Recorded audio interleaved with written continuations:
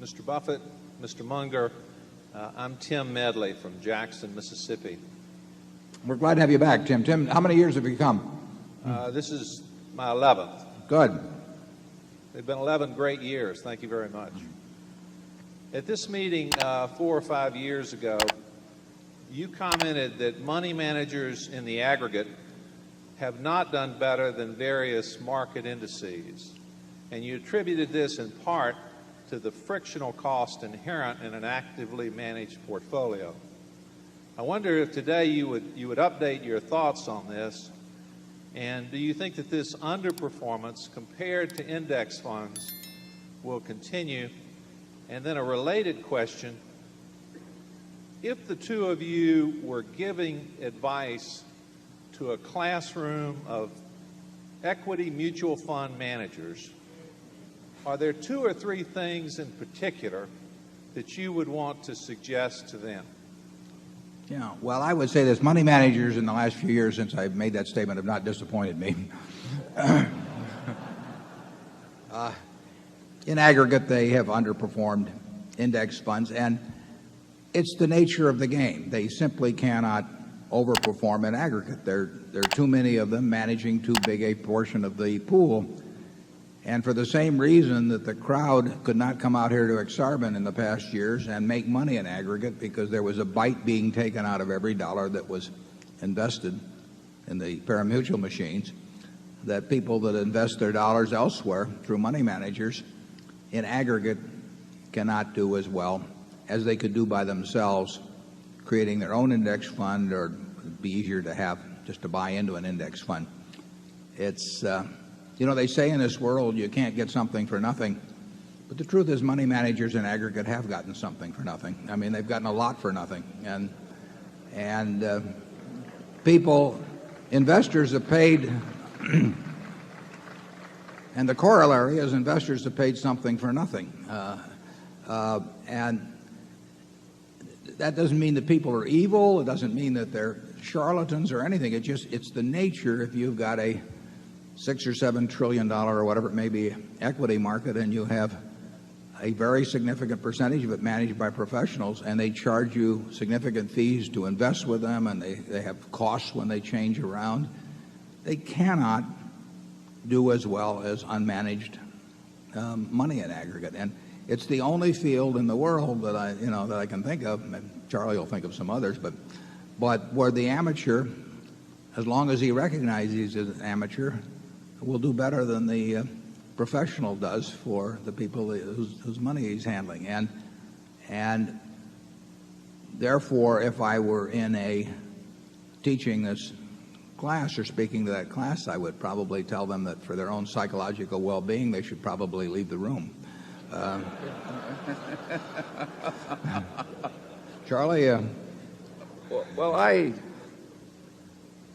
pretty well said what I had to say on this subject in that talk I gave at USC, and anybody that wants to read that can read it. I will say that one of the things I like about the annual meeting is I get to interface with a whole lot of people that have even lower annual investment management expenses than Berkshire Hathaway, the company, does.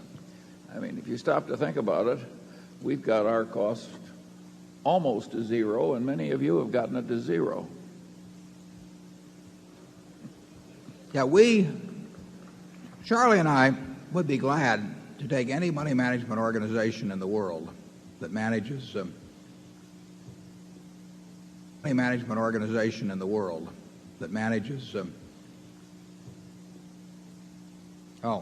just been handed a note. It says, unfortunately, we don't have extra annual reports on site. Those shareholders desire...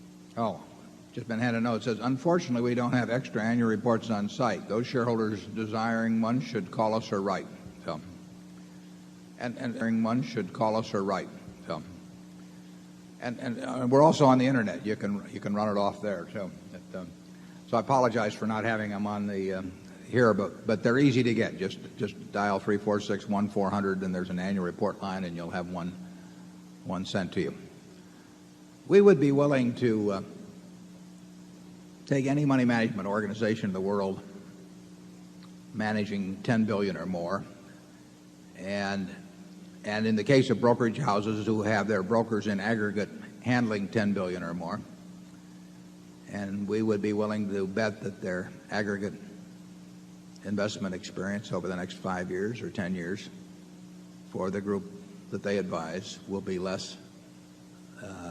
be poorer than that achieved by a no-load, very low-cost index fund. And we'd put up a lot of money to make that wager with anybody that would care to step forward. Gambling may be illegal, but now you can do it through something called derivatives, you see. And we could create an instrument that would allow that, even though it might be against the laws of the state of Nebraska. Charlie, would you join me on that? Or?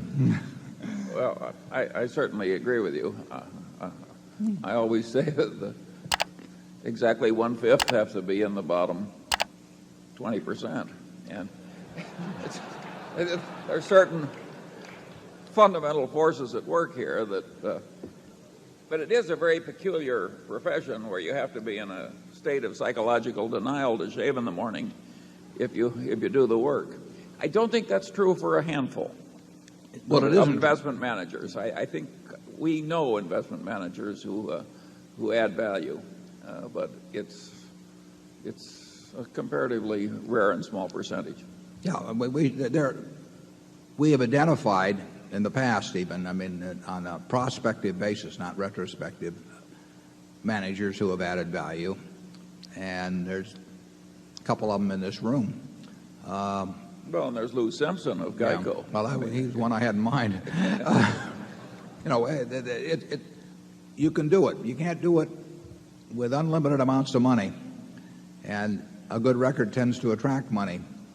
Even a mediocre record presented by a good salesperson tends to attract money. But there are people working with smaller amounts of money that where the probabilities are that they will do better than average. Excuse me. Where the probabilities are that they will do better than average, but they're very rare. Incidentally, I apologize on this voice. I had to leave Garot's early last night, and there were a number of you I was hoping to see, but it was gone entirely last night, and then I managed. I'd like to tell you I did it by cherry Coke, but I managed to nurse it back to where it's working again in reasonable shape.